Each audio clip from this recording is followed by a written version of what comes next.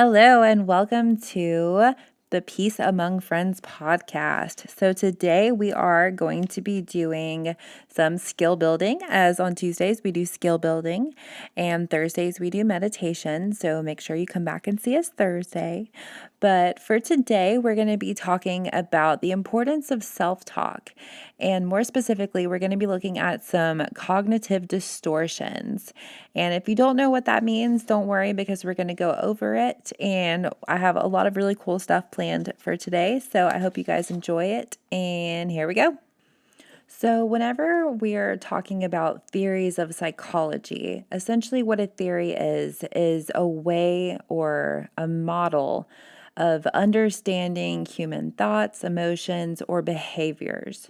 So, essentially, Freud came up with psychoanalytic theory. And with psychoanalytic theory, you're looking mostly at the past. So, Freud was a big believer in the past and the importance of what happened to people in the past. Versus you could look at someone like Gestalt theories. So that would be Fritz Perls believed that the past was completely irrelevant. The only thing that matters is how you're dealing with the past in the present moment. So I say that to say whenever we're looking at a theory, we're looking at what is this, model saying is the problem and how to go about understanding it. So today we're going to be looking at cognitive theory. And let me tell you, I was probably in my sixth psychology class before I really started to understand what the word cognitive meant. I don't know why, but for some reason that word would just not make sense to me. I just tried so hard to understand it. And now that I do understand it, I realize, oh, it's not that deep. It's really not that complicated. Essentially, cognitive is just like your thoughts. It's like, well, what's going on in your head space? So you have, behaviors would be like, I wouldn't say like the opposite of that, but essentially like the other side of it. So behaviors are the actions that we're doing. So whenever we're talking about cognitions or cognitive distortions, we're talking about your thoughts. So anytime you hear cognitive, think thoughts. That's really all it means. It took me like 6 classes to figure that out, but hopefully you'll pick it up a little faster than I did. But so today what we're going to be looking at is self-talk. So that would be under cognitive because it's, essentially our thoughts. What are we thinking to ourselves? What kinds of things are we saying to ourselves? And whenever you're looking at cognitive theories, especially cognitive behavioral therapy, you're looking at how do your thoughts affect your behaviors? How do your thoughts affect your emotions? And so today we're going to be looking at a branch off of the tree of cognitive therapy, and that is called rational emotive behavioral therapy. And that's just like a big long word that just means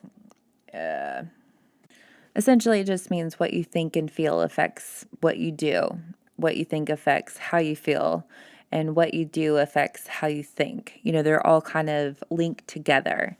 And this theory was created by Albert Ellis. He's considered like the father of rational emotive behavioral therapy. And instead of saying that big old long therapy every single time, I'm just going to call it REBT. So it used to be called RET, but then they added the behavioral part of it later. So now it's REBT. So essentially, the belief behind REBT therapy is that therapy is a process of re-education. Albert Ellis believed that learn like bad things. Like as we're growing up, we learn things that are not super great for us. So this could be, from our parents' parenting style, maybe the world around us. We've picked up some information that's leading us to not feel great about ourselves and not think great things about ourselves or the world. So what he believed is that through re-education and relearning some of that stuff would help to change the way we think and feel. Specifically, he believed that by reorganizing our self-statements, we would reorganize our behaviors. So that just is a fancy way to say, if you think differently, you'll act differently. So he came up with this idea of cognitive distortions. And essentially, that's like within our inner dialogue, sometimes we, say certain things and like have these certain, automatic thoughts. Like we'll have these, certain situations that come up and we'll generally react the same way to each of them. So we'll get stuck in these kind of patterns. So let's say like every time like someone would get an answer wrong on a test, they would say, "Oh, I'm so stupid," to myself. So that would be that pattern of getting something wrong and then immediately saying to yourself that I'm so stupid. And then Ellis also said that we have irrational beliefs tied to that. So, we're not only thinking to ourselves, I'm so stupid, that we're also believing it to be true. Just because we got, one answer wrong on a test, we would be thinking I'm stupid and believing that we would be stupid. When we, know that that's not really how it is. Intelligence isn't so black and white. You can get an answer wrong on a test and still be highly intelligent. You can get all of the answers right on a test, but that doesn't mean you'll know how to do other things. So it's a process of, like I said, re-educating ourselves, because we've gone through life, believing that things can sometimes be very black and white when really they're not. There's a lot of room for variability. There's a lot of room for compassion, and sometimes we don't automatically give that to ourselves. So, whenever we're looking at cognitive distortions, we are looking at changing the way that we think. We're talking about changing the way that we talk to ourselves. And this is really important whenever you're looking at depression and anxiety. And there's a lot of power in that. It's very empowering to be able to take control over your thoughts and your feelings, essentially, because your thoughts are so close to your feelings. And now I'm not talking about if, you're looking at symptoms of schizophrenia or psychosis, because that would be different. Those would be, hallucinations of, thoughts and words going into your head. That would be a little bit different. So I'm not talking about those kinds of symptoms right now. I'm just talking about your regular, it's you in your head, it's you in your own voice talking to yourself. So those are the kinds of statements that we're going to be talking about today. We're going to be talking about taking control of those and looking at changing the way that we talk to ourselves. And this is something that almost every single therapist I know works with clients with. It's usually one of the first things that you can kind of get to know a client too, because if you understand the kinds of things that they're saying to themselves, you're understanding them better. You're understanding their worldview, their the influence that the world has had on that person, and what do they believe about themselves and the world because of it. And I could talk about RABT forever because there's a lot that goes into it. I'm going to be doing a full show on that next week. I'm going to be talking specifically about some of the details of different theories of psychology. So if that's something you're interested in, definitely come back and see us next week. But today, what we're just going to be focusing on is cognitive distortions. So that is specifically whenever we are thinking, certain kinds of things to ourselves. And they're so common that they've even been categorized. When I was first learning about this, and I think it was abnormal psychology, probably 1 in my bachelor's degree, I was completely blown away. Like, I just could not even believe that other people were thinking the same things I was. There was a lot of relief in it that I felt of like, oh, okay, so I actually don't have to beat myself up for, being too hard on myself, because it's literally so common that they have it in this textbook. And that was really empowering to me. So that's one of the reasons I wanted to talk about it today. So, what we're going to go through is a list of different, very common cognitive distortions. And we're going to look at some examples of them so that way you'll kind of be able to recognize if you've been doing these and maybe be able to catch yourself, and have a little bit of, emotional relief by understanding that you're not alone either. And that, just because we think these things to ourselves doesn't necessarily mean they're true. So, the first one we're going to be looking at is the concept of catastrophizing. So, this one's really important. So, catastrophizing means that you're seeing only the worst possible outcomes of a situation. So, for instance, an example of that would be like every single time something goes wrong, you're thinking, like, oh, this is the end of the world. And like, oh, this is the worst thing ever. So, if you drop a glass, in the kitchen or something, you're catastrophizing. You're like, oh my God, this is the end of the world. But really, it happens all the time. People drop stuff. It's not that big of a deal. You can just get it cleaned up. And, even in a week, it's not even going to be a big deal. If it's your only cup you have, it would be a little bit more of an inconvenience because you might not have a cup, that could be a little bit more of an issue, but it's still not the end of the world. You could foreseeably get another cup in the future, and it's not a huge catastrophe. So that's what catastrophizing is. Next, we're going to look at the concept of overgeneralization. So that is making like a broad interpretation from a single or maybe a couple of events and then saying that it applies to everything. So, for instance, an example would be I felt awkward during my job interview. I'm always so awkward. So this is one that I can sometimes do. I especially used to do it a lot more before I learned about it. And I used to definitely, feel awkward, feel weird, especially if I was like with a group of people and like I said something like weird or like, stumbled through something and was just like, oh my gosh, I am just so awkward. I am so socially awkward all the time. I'm the socially awkward when really it's like I just stumbled. Most of the people around me probably didn't even care. And if they did, it was probably not even a big deal. So overgeneralizing is saying like, just because I did this once, I must always be like this, when it's not necessarily true. So, next, we're going to be looking at the concept of magical thinking. So, this says that it's like the belief that acts will influence unrelated situations. So, this would be like, I'm a good person, so bad things shouldn't happen to me. Or, I work hard every single day, so I should never be fired from my job, or I should always be employed. When really the world is a lot more complicated than that.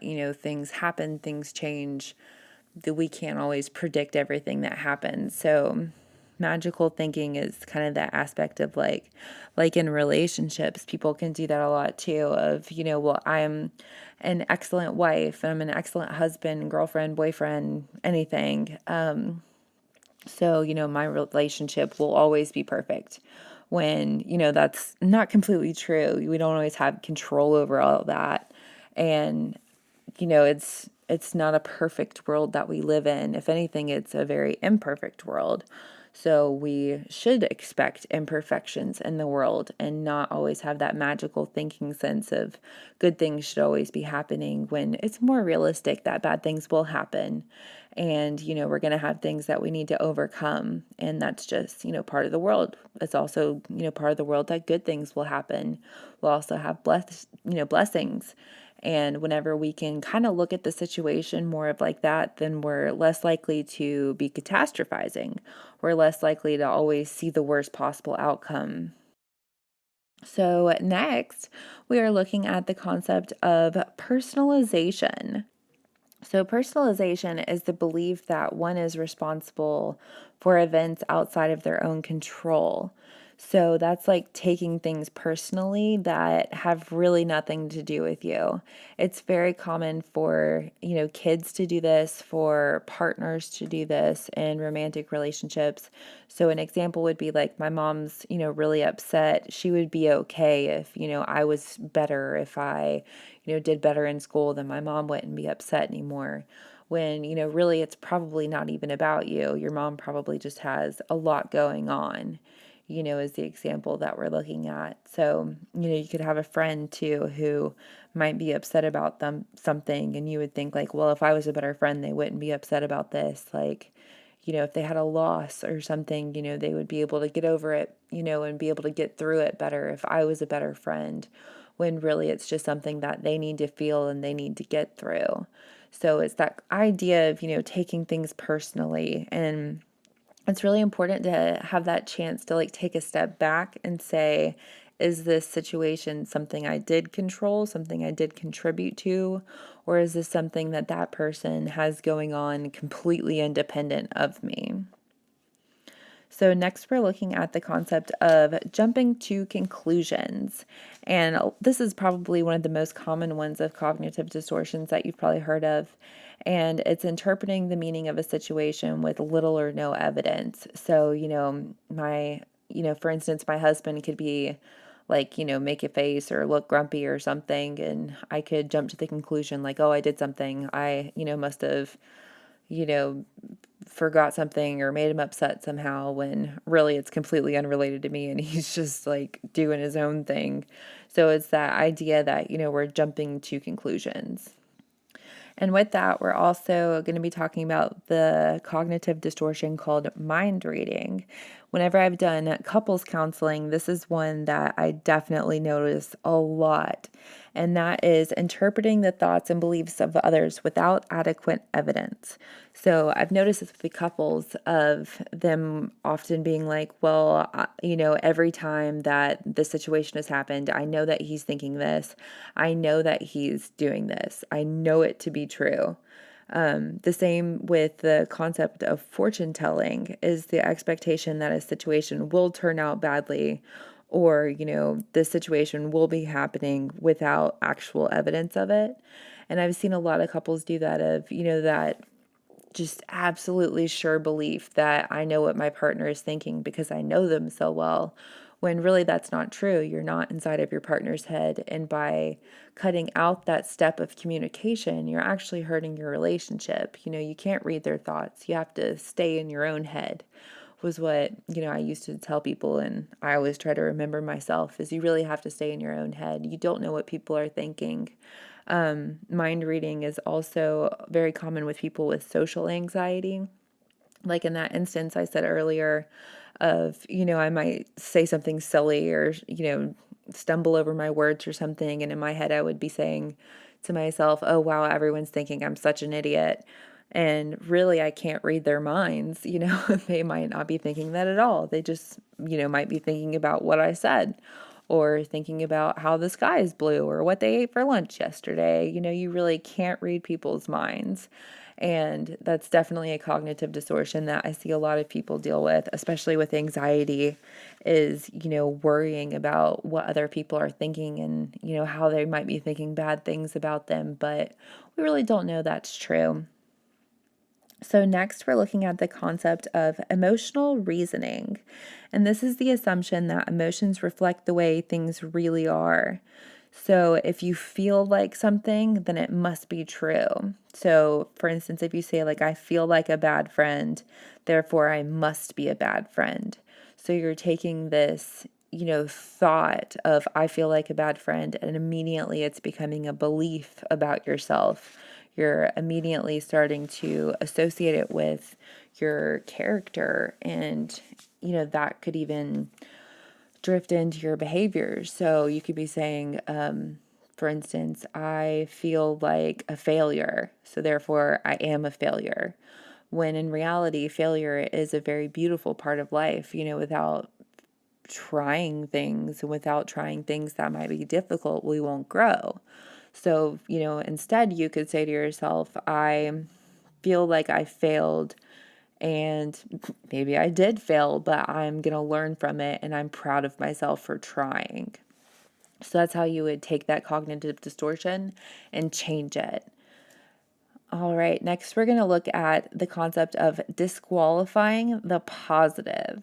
So this is recognizing only the negative parts of a situation and completely ignoring the positive. This one is something I do a lot. I always have to catch myself in it because I really do. And it's something that really affects the way I feel very deeply.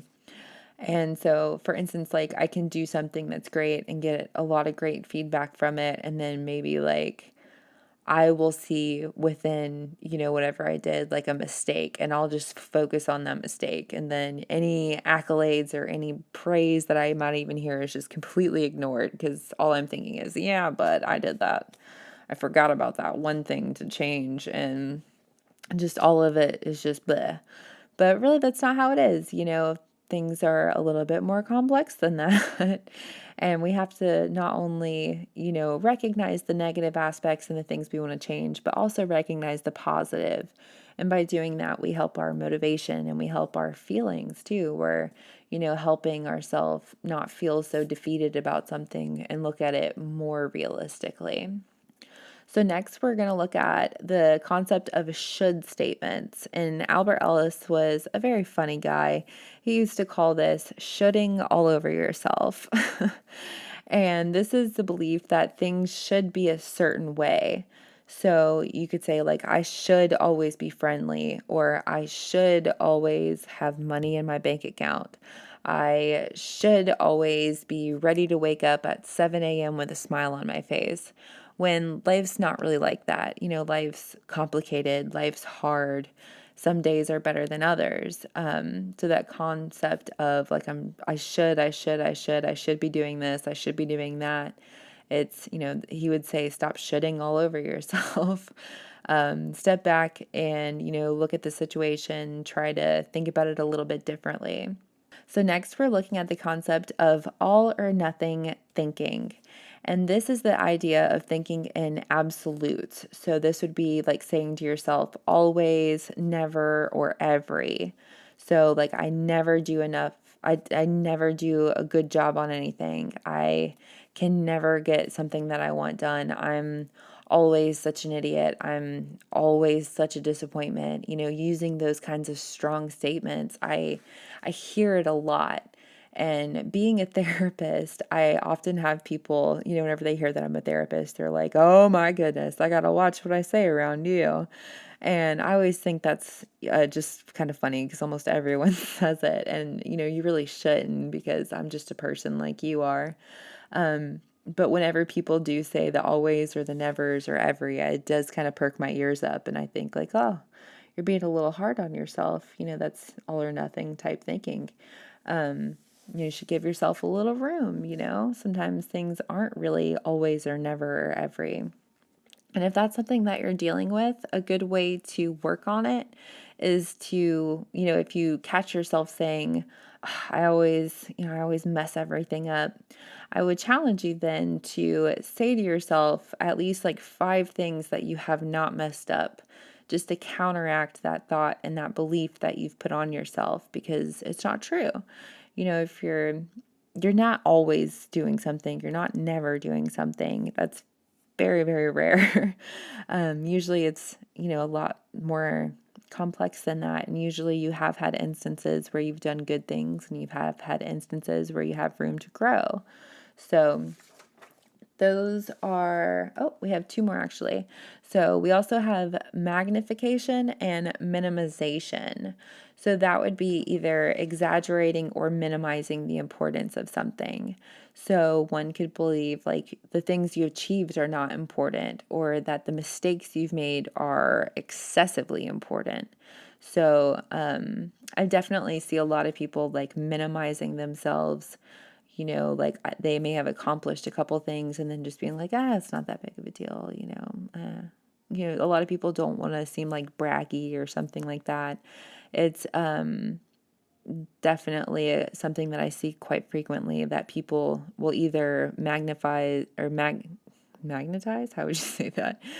You'd either magnify it or you'd minimize it. So I do sometimes see people who like, did something that's, something that they should be congratulating themselves on, but then they'll take it to like the extreme. They'll say, because I did this, I am the best person in the whole world. No one can tell me anything. I am the absolute 100 best extreme, most awesome. And while it is good to have high self-esteem and, be confident about yourself, you definitely want to have a realistic view of of yourself. You don't want to also be why can't I say that? Magnifying things that are like your mistakes. You don't want to look at a mistake you made and then over magnify it and say like, oh, because I made the mistake, I'm always such an idiot. So that would be magnifying and all or nothing types thinking. So those are some of the very common cognitive distortions that we have that we sometimes, can get stuck in. And just by listening to them and understanding that, you're not alone, you're not the only person who feels that way or is thinking that way, sometimes that can help to, just recognize it and then tweak it a little bit. If you do notice yourself, falling into any of these types of thinking, just remind yourself, hey, that's a cognitive distortion. And maybe try to take a step back and, always ask for help if you need it. Definitely look into, having a therapist, because that's something that you can go over with them if you do feel like it's, weighing very heavily on you. And if you really are having trouble, with your self-talk, working with a therapist or even keeping like a journal is really good for that, of, writing down some of the thoughts you might be having. Like if you're jumping to conclusions, if you're trying to do the mind reading or, disqualifying the positive, just write it down. And then on one side of the paper, write down the thought you had. And then on the other side of the paper, try to change it, try to tweak it a little bit in a way that's a little bit more realistic. So those are Albert Ellis's cognitive distortions. And as I said, next week we're going to be looking a little bit more into some of the theories of psychology. So again, if that's something that interests you, then come on back.